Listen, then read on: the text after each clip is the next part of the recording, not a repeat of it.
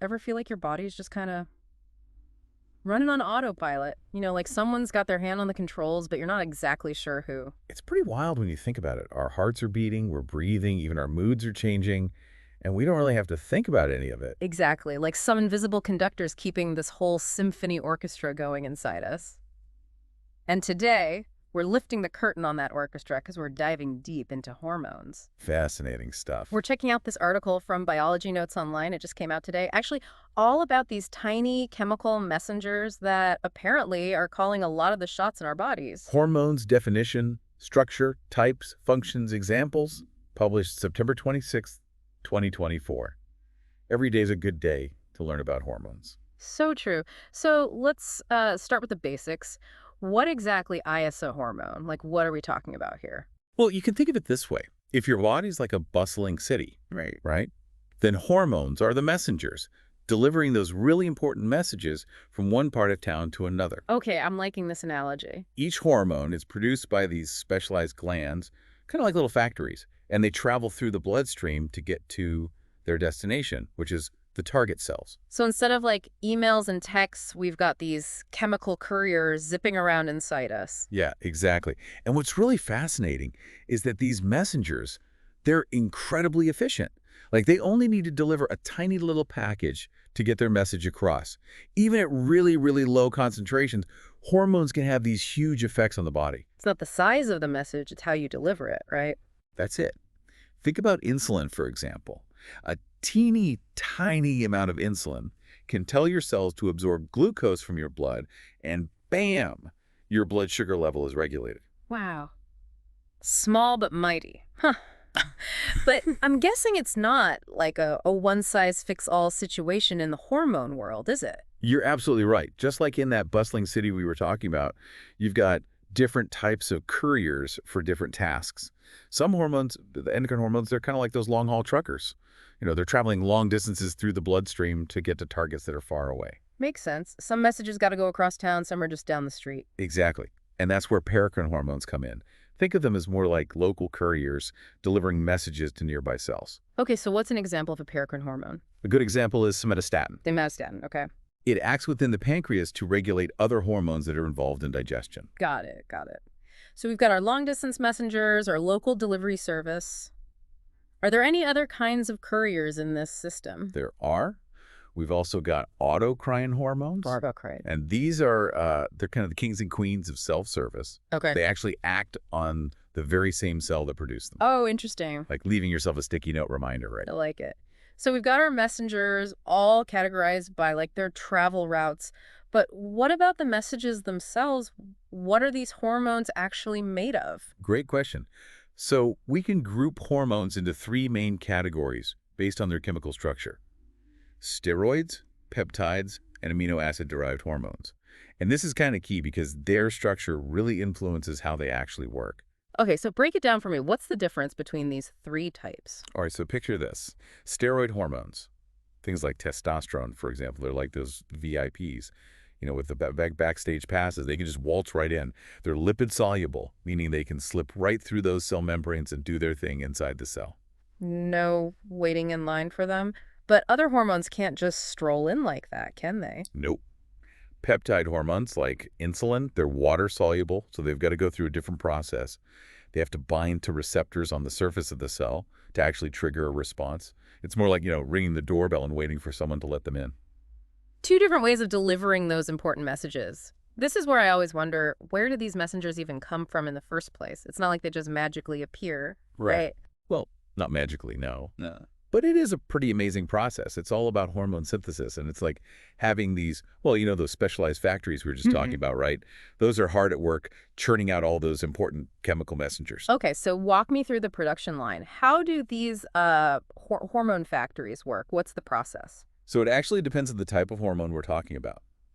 Peptide hormones, like those ones that have to ring the doorbell to deliver their message, those are assembled in a cell's ribosomes. Ribosomes. Yeah, so it's basically like, imagine a chain of amino acids all linking up according to this super specific blueprint. Like a cellular assembly line building those messengers. Yeah, that's a great way to put it. But then you've got steroid hormones, those VIPs we talked about, Huh. and they're actually synthesized from cholesterol. Wait, cholesterol, really? I would not have guessed that. So something we often think of as bad is actually like essential for hormone production. Exactly. It shows you that things aren't always so black and white, right? Yeah. Even substances that get a bad rap can have these really important roles to play in the body. That's so interesting. But okay, I gotta ask, how does our body keep this whole hormone symphony, like from going totally haywire? Right. It's all about regulation. Regulation, okay. Yeah, so we've got these intricate systems in place to make sure everything's running smoothly and those hormone levels are staying in a healthy range. Makes sense. You can have too many cooks in the kitchen, right? Or too many couriers clogging up the streets. What are some of the things our body uses to keep things running smoothly with our hormones? It's pretty cool, actually.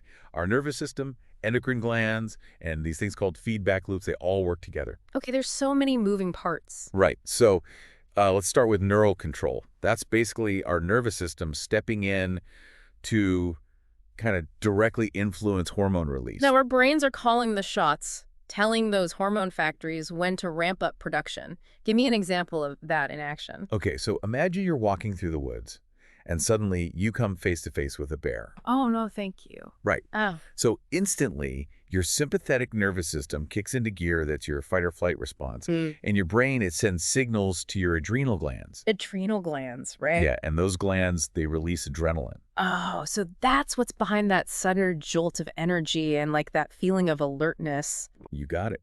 Adrenaline is what makes your heart race, your breath quicken, your senses sharpen. It's basically getting you ready to either fight that bear or get out of there as fast as you can. Wow, that is wild. And our bodies do it all automatically. So that's neural control, our nervous system's direct line to hormone release.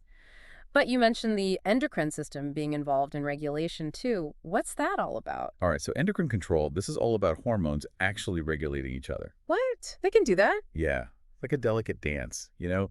Different glands are sending out these hormonal signals that actually influence the activity of other glands. So it's not just the brain calling all the shots, the glands are talking to each other too. Exactly. For example, your pituitary gland, often called the master gland, and for good reason. It releases hormones that actually stimulate other glands to produce their own hormones. It's like this whole chain of command. Yeah, exactly. That is so cool. Okay, but how do we make sure, with all this communication going on, that one hormone doesn't, like, take over the entire dance floor? Good question. That's where those feedback loops I mentioned come in. They're like the body's internal thermostats, you know.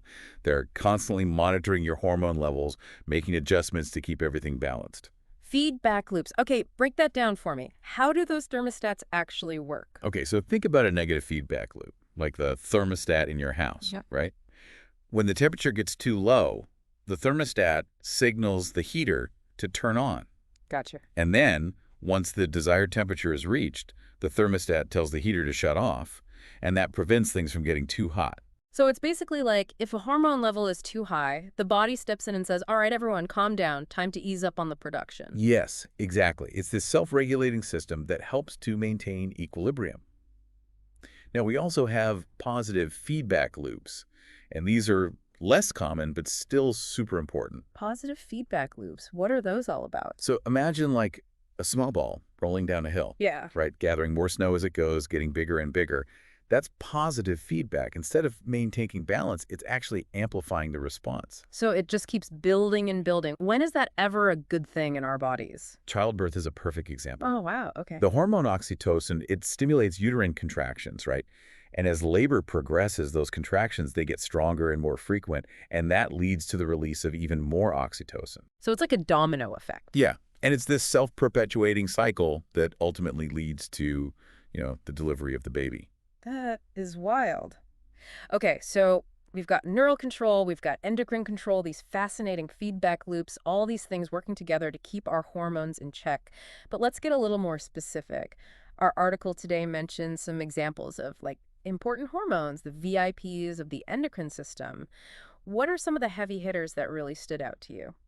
Well, you can't talk about hormones without mentioning insulin and glucagon. That's like the dynamic duo of blood sugar regulation right there. Ah, yes, insulin. So that's the one that helps our cells actually use glucose for energy, right? Exactly. It's like if glucose is the fuel, then insulin is the key that unlocks the door to let it into our cells.